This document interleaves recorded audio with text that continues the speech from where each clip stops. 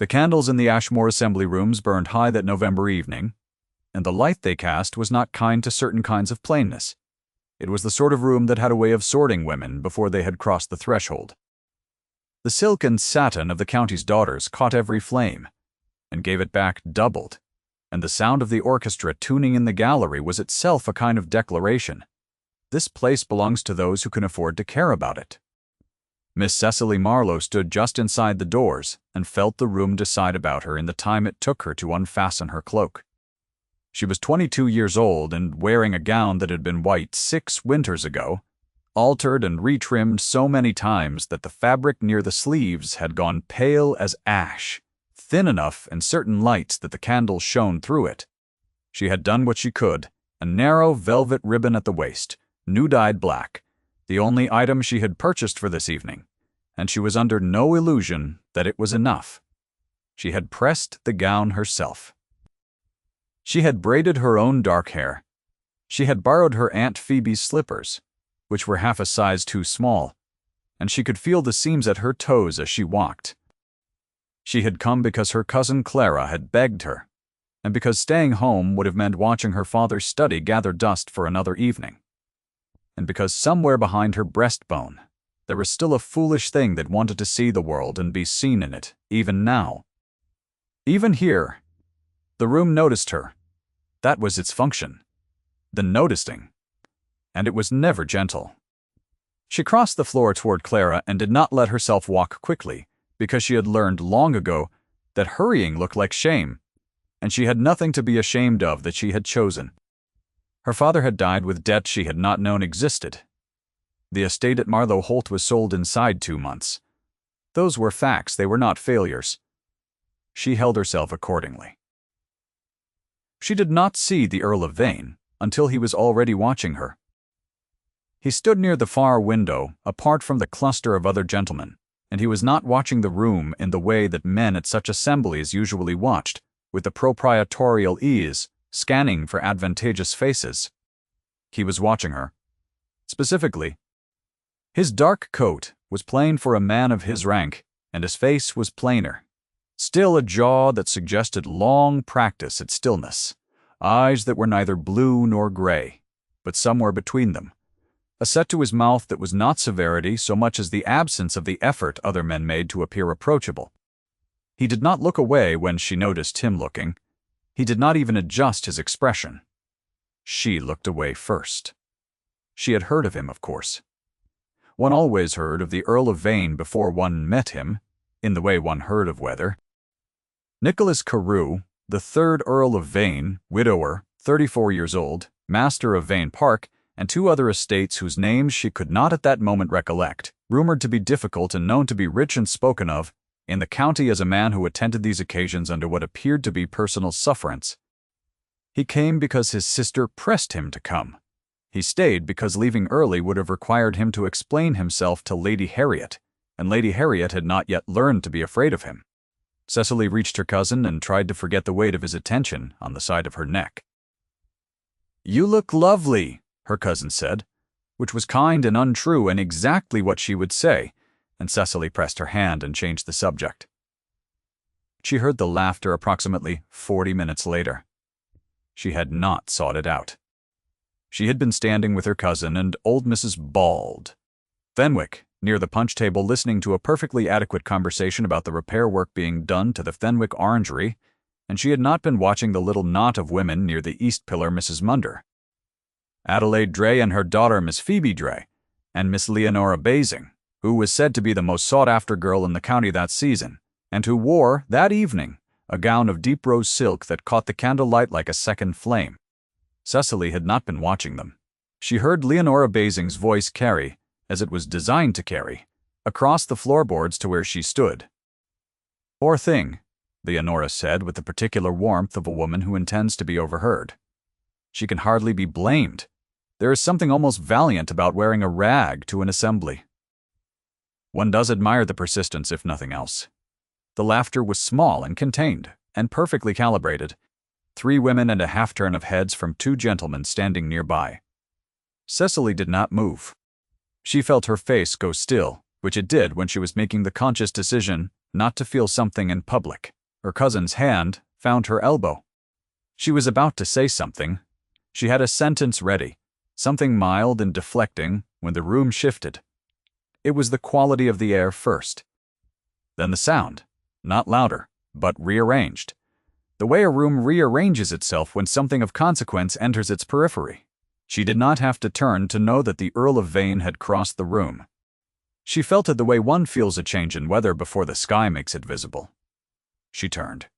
He had covered the distance between the far window and her position in perhaps a dozen strides at a pace that was neither hurried nor casual but deliberate, and he was looking at no one else in the room. He stopped before her, and for a moment the assembly room was entirely quiet, or it felt quiet. Beneath the orchestra and the murmur of conversation, in the way that important moments carry their own silence inside them, he bowed, not the abbreviated nod that men of his rank offered at assemblies. He bowed fully, and with the measured formality of a man who intends everyone within line of sight to understand that he is doing it, and when he straightened, he said, "Miss Marlowe, will you honor me with the next set?" She heard the laughter stop. She heard with some distant part of herself the specific quality of the silence that had gathered in the immediate vicinity of the east pillar. "You are very kind, my lord," she said, because the words arrived before she could choose them. "I am rarely kind," he said, his voice level and low, the kind of voice that does not perform. "I am asking because I should like to dance with you." She took his arm. "If you find yourself at the edge of someone else's great room and wondering whether the story will turn, stay close. Sometimes it does." She had danced before, of course. She was a good dancer, well taught, and her father had always said that dancing was the last thing the world could take from a woman, which turned out not to be quite true, but had the spirit of something right in it. She had not danced in 18 months, not since the assembly at Hartley the spring before her father's death, and she had not expected to dance tonight. She had come to accompany her cousin and to prove to herself that she was not afraid of rooms like this one. She had not expected the Earl of Vane's hand at her back. He danced correctly and without ornamentation, and he did not speak much during the set. But the quality of his attention on her was particular in a way she could feel without being able to name. He watched where her eyes went. He adjusted to her steps with the ease of long practice and without comment. When the movement of the dance brought them close enough to speak, without being overheard, he said, "I knew your father." She looked at him. "Not well," he said. "We met twice, at a gathering in London the year before. I inherited," he spoke of you. "That is more than I knew," she said, which was more honest than she had meant to be, and he acknowledged it with a slight inclination of his head that was neither patronizing nor dismissive, just accepting. The set ended, and he returned her to her cousin's side and thanked her with the same unornamented formality with which he had asked, and then he crossed the room to speak to his sister, and Cecily did not watch him go. Or rather, she tried not to.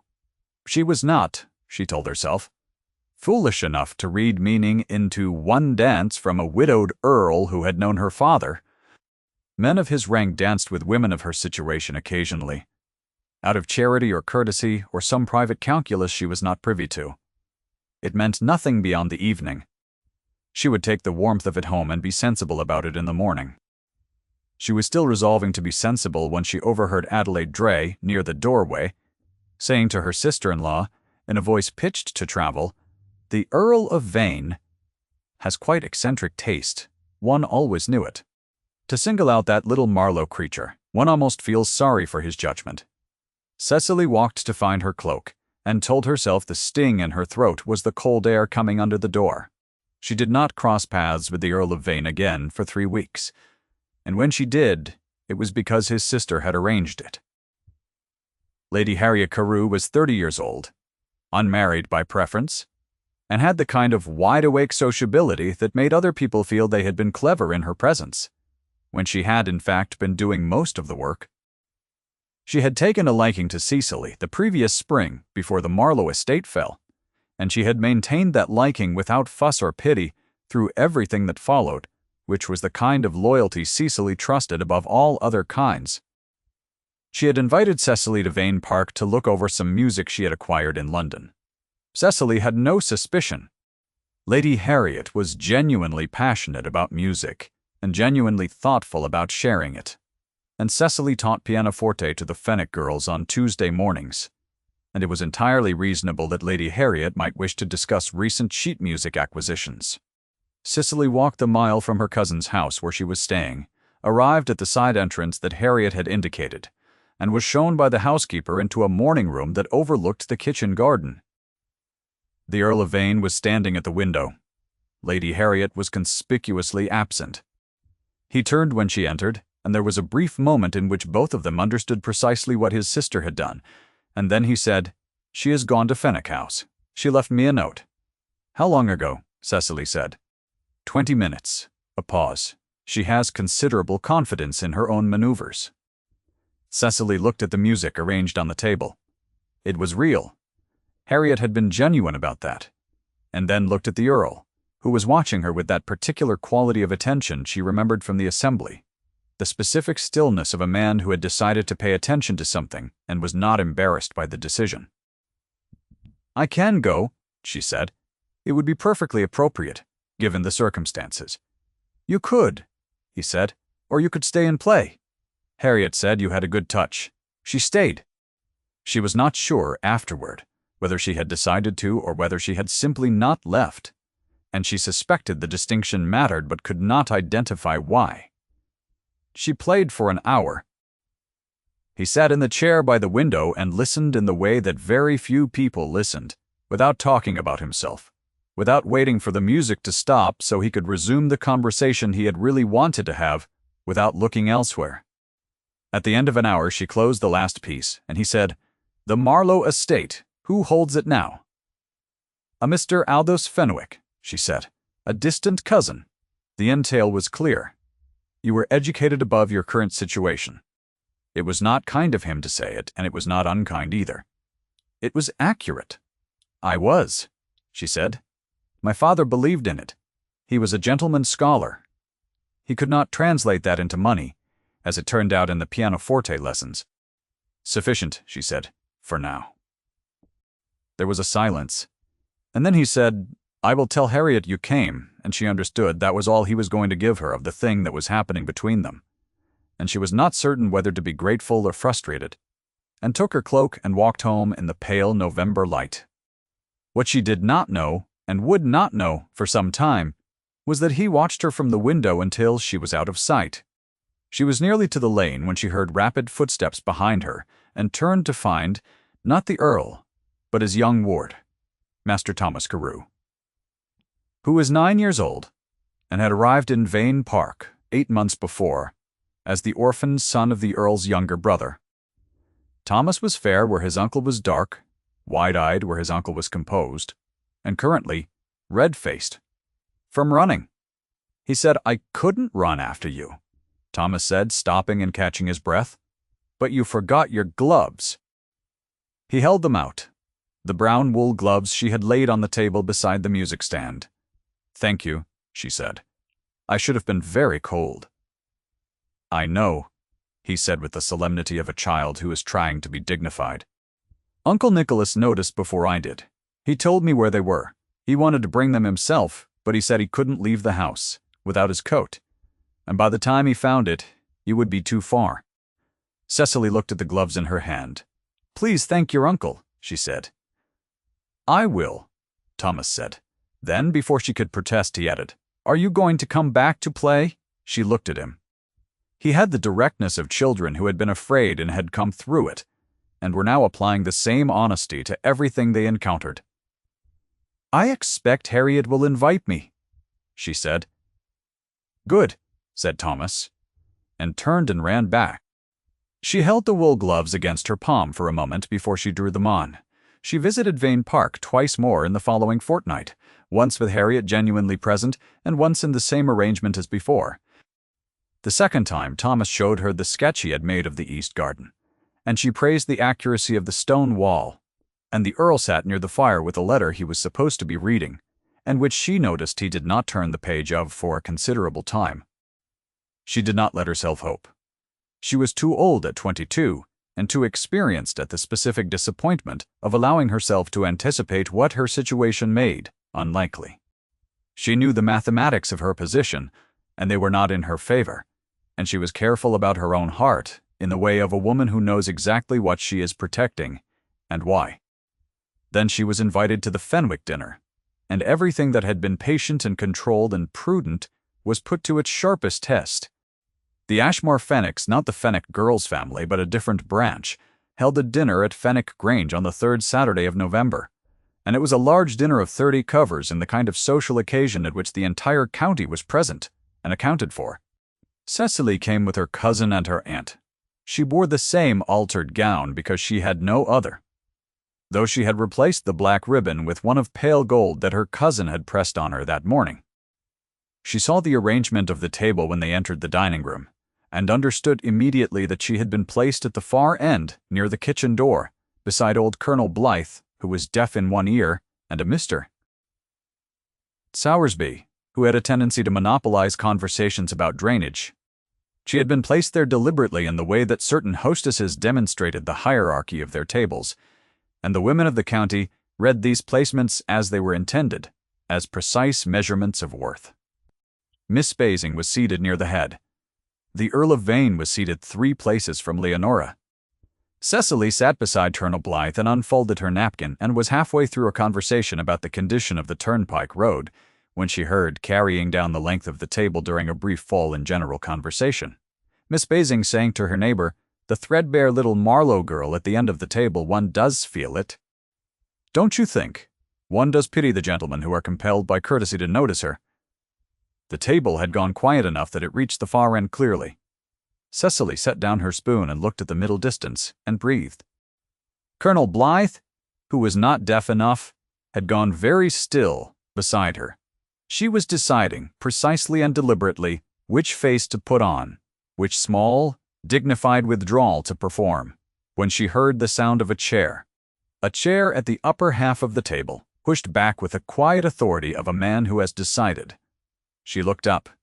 The Earl of Vane was standing. The table watched him. It was the kind of table at the kind of dinner where men did not stand up in the middle of the fish course without a reason, and the room attended to him with the full weight of its collective curiosity. He picked up his wine-glass, and then he set it down again. "Miss Marlowe," he said, his voice carrying the length of the table with no effort at all, in the level tone that needed no amplification to be heard in every corner of the room, "I should be grateful if you would allow me to call on you tomorrow morning." The dining room of Fenwick Grange was very quiet. Cecily felt her pulse in her throat.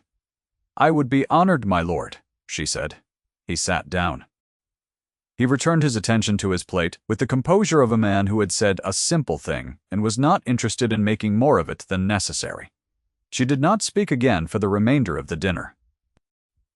At the end of the table, Colonel Blythe refilled Cecily's wine-glass without being asked, and Mr.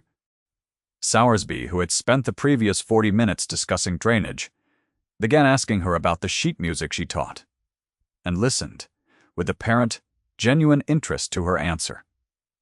She could not have said, afterward, precisely what she ate.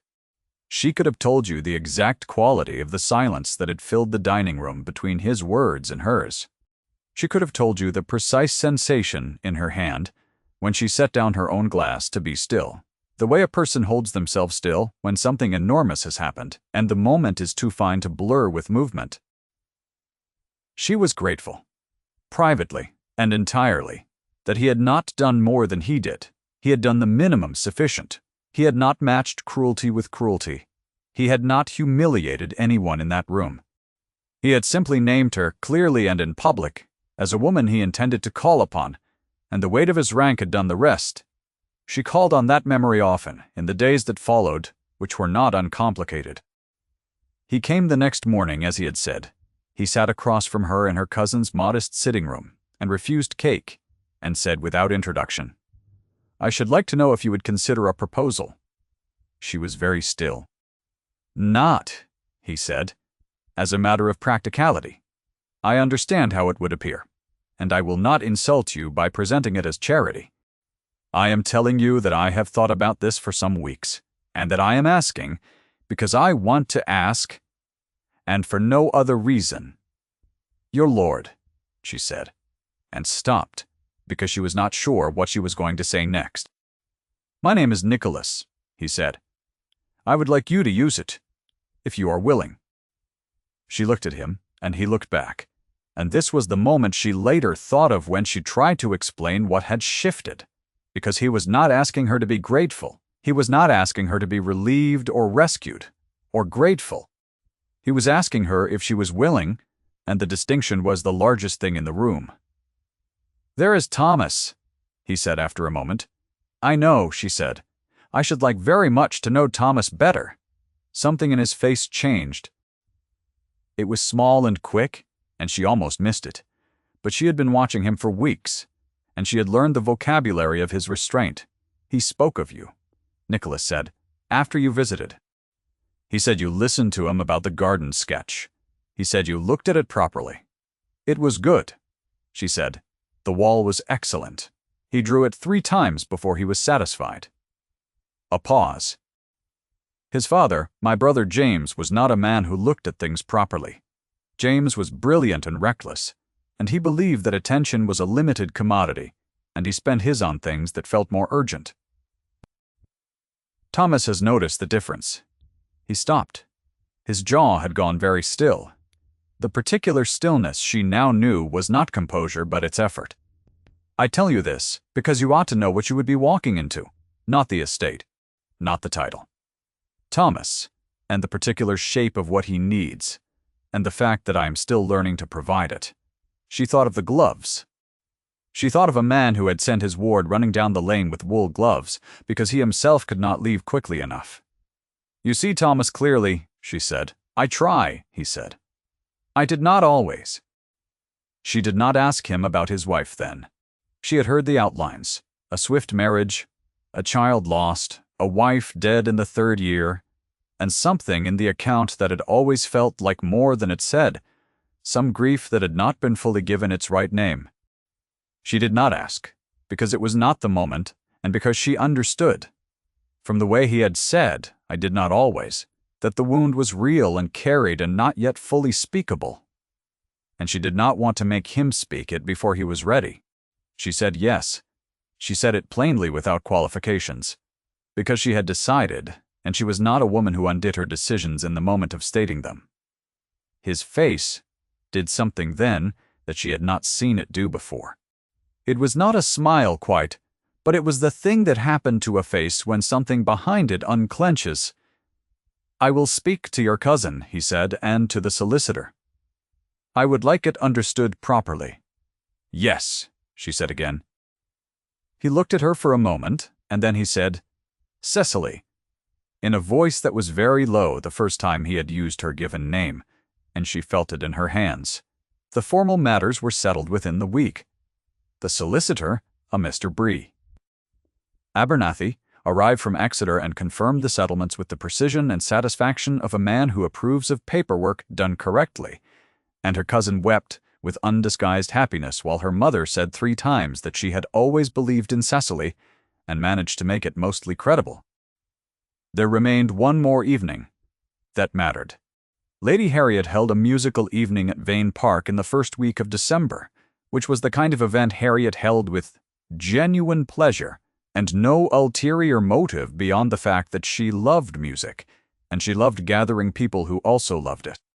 It was, by the standards of the county, a refined gathering, and it included the Fenwick family, old Mrs. Blythe from Blythe Hall, and, because social networks in the county were their own closed system, Mrs. Dray, and Miss Basing. Cecily arrived with her cousin and her aunt.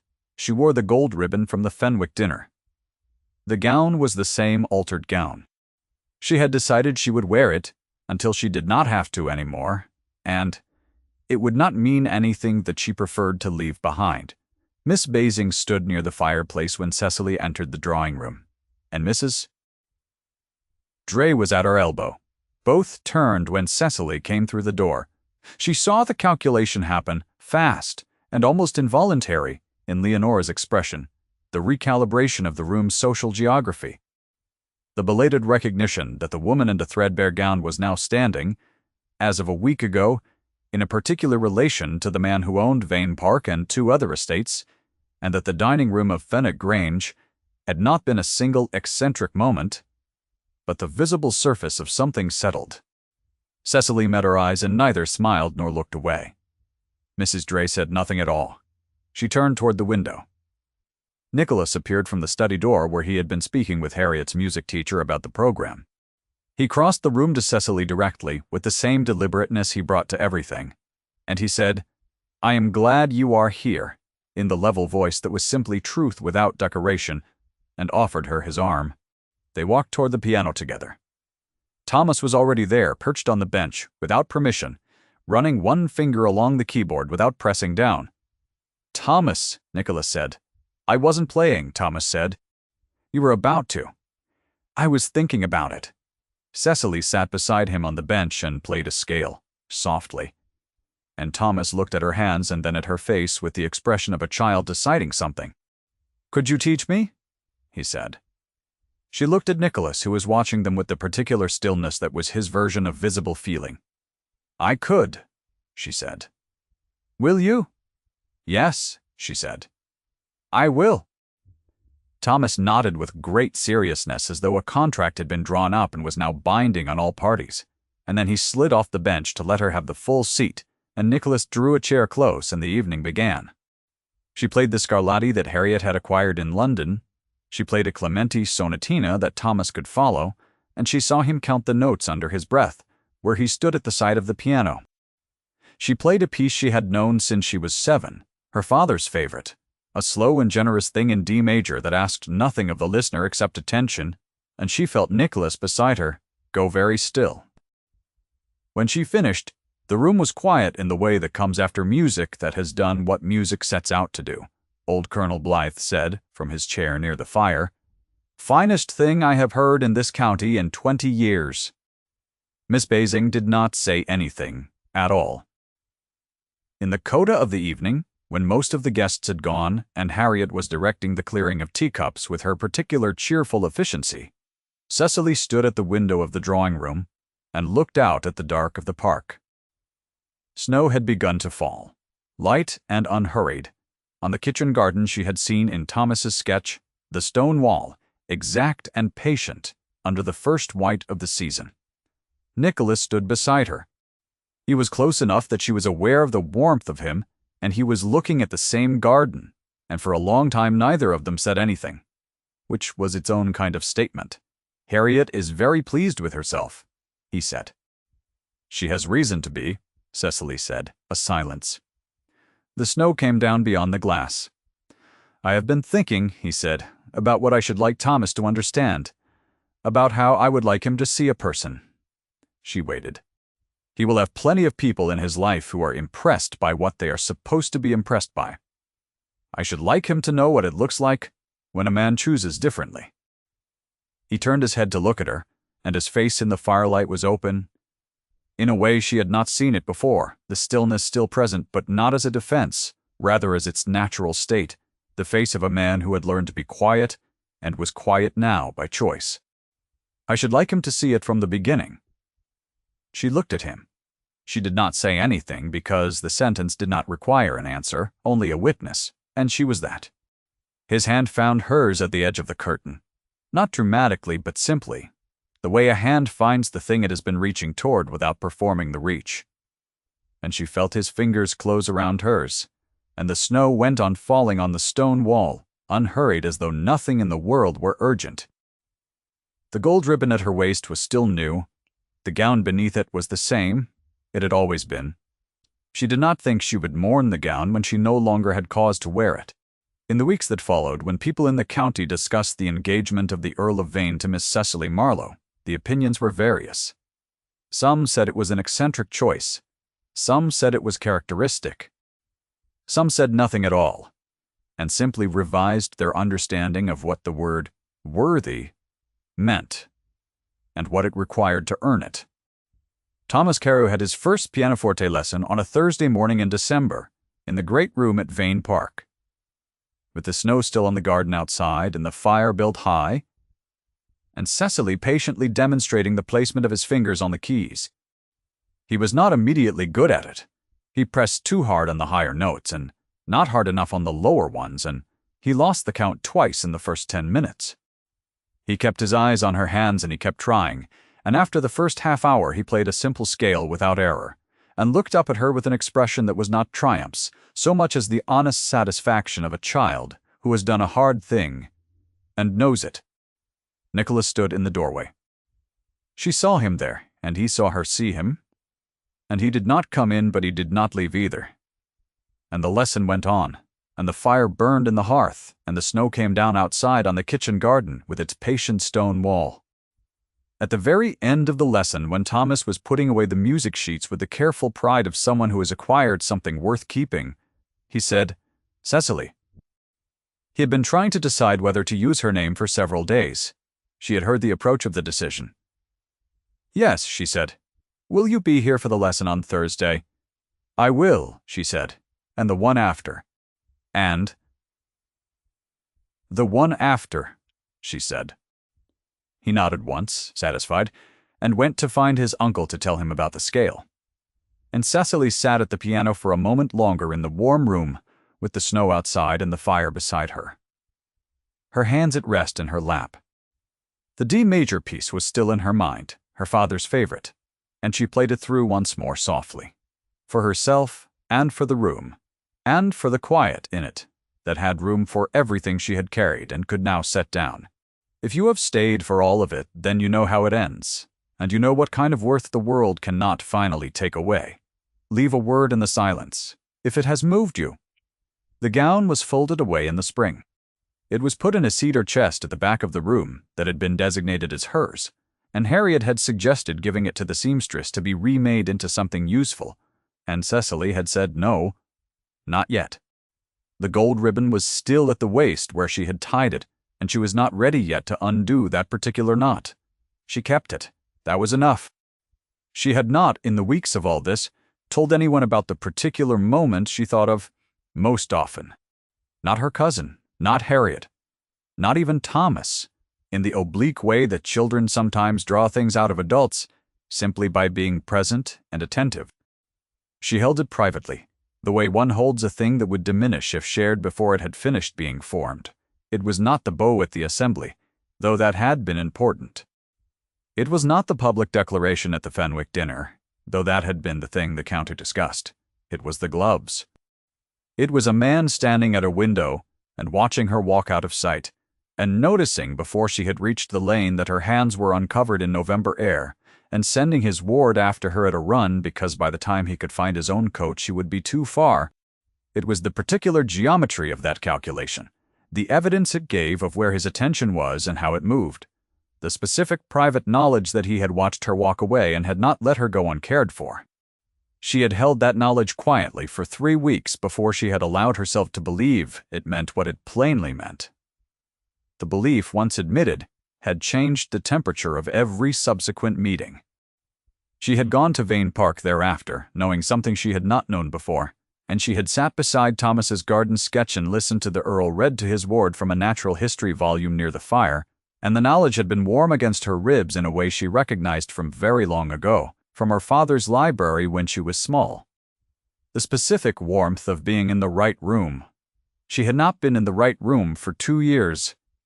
She permitted herself to feel it. Now, here, at the piano, in December, with the snow outside, and the lesson done. She did not run through the inventory of the ways things might still go wrong, because she had spent sufficient months in that habit, and the habit had not, in the end, protected her from anything. It had only made the good things smaller when they arrived. She had been prudent, and she had been careful, and she had not let herself hope, and none of it had kept her father's debts from existing, or the estate from going to a man she had never met. Prudence was a virtue in the application of one's energies, not in the management of one's feelings, and she was done managing hers into invisibility. She wanted this. She was allowed to want it. She was choosing it with the whole of her attention, and she was not going to pretend she was choosing it partly. Nicholas had understood that, she thought. He had made certain she understood that he was not offering her rescue, which meant she was not accepting rescue. They were doing something stranger and more difficult and more interesting, which was meeting each other honestly, inside a structure that usually made honesty harder than deception. She thought of him at the morning room window, the first time, turned when she came in and gone still the way he went, still at things that interested him. She thought of his voice, saying Cecily for the first time, low and level, not performing the moment but simply inside it. She thought of his hand at the window last night, finding hers, without making an occasion of it. The fire settled behind her with a sound like a long breath. She let her hands rest on the keys for a moment, not playing, simply feeling the cool surface of the ivory against her palms. And then she took her hands away. She was in the right room. She stayed in it. Nicholas appeared in the doorway a second time without Thomas, and stood there for a moment looking at her at the piano in the afternoon light. "He has gone to show Harriet the scale," he said. "She will be very encouraging," Cecily said. "She will be excessive," he said, with a very faint quality of something almost like amusement that was, she had learned, the outermost edge of his humor. The place it lived in him and rarely showed. She looked at him. He crossed the room and sat in the chair beside the piano, the one he had occupied during the evening's music, and he was quiet for a moment in the way that was thinking, not discomfort. "I have not sat beside a piano in some time," he said. "Not as a choice." She waited.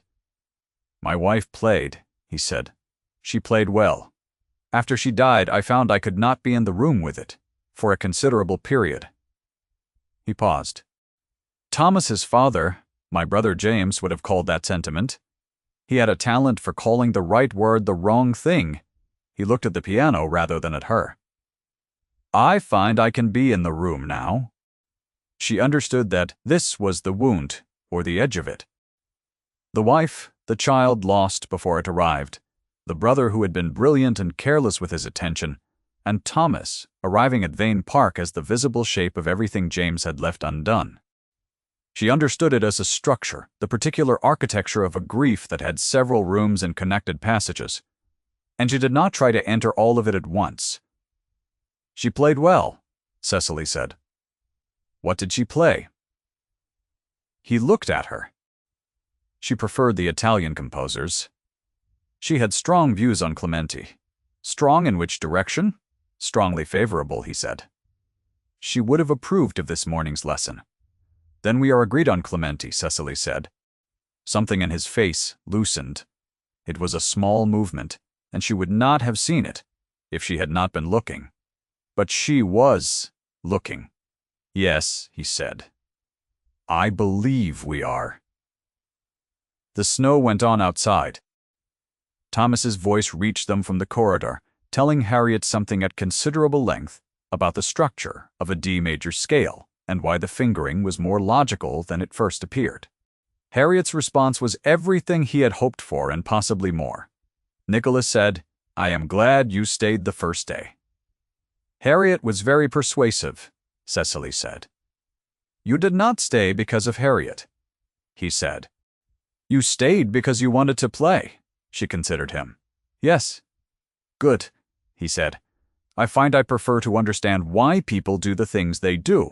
He met her eyes, and his were very quiet, very steady. "I find you are generally easier to understand than most, which is not what I expected." "What did you expect?" "Someone more careful," he said, "given the circumstances." She thought about this. "I was careful for quite a long time," she said. "It was tiring, and it did not change anything." He was quiet for a moment.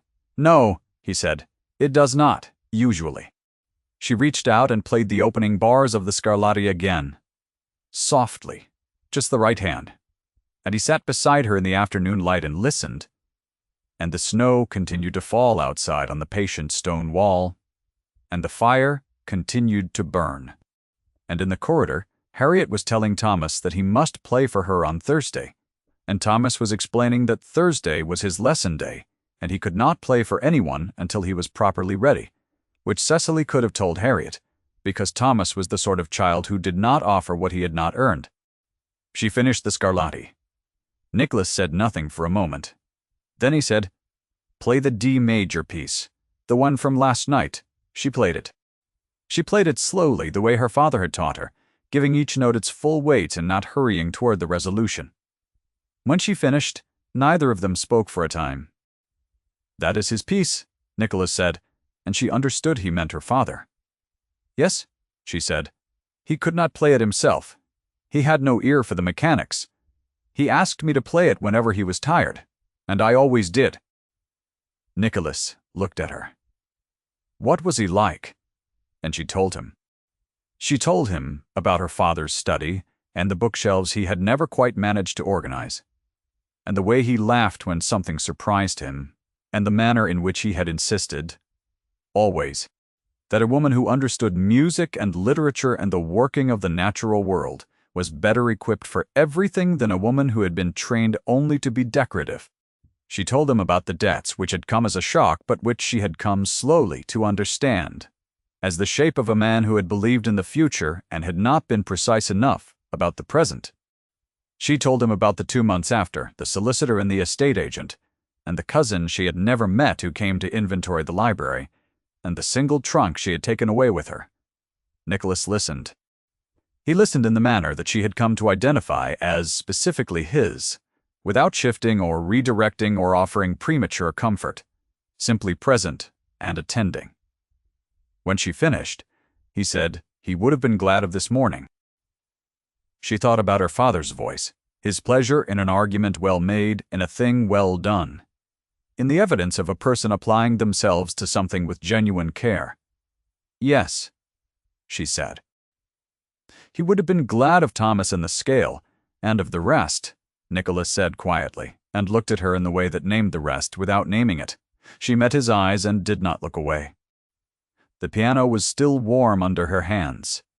Outside the snow was gentling, slowing toward stillness, and the kitchen garden and its stone wall were entirely white, exact and clear and patient, and inside the room the fire burned and the afternoon held, and Nicholas was beside her, and she was in the right room, and she was staying in it.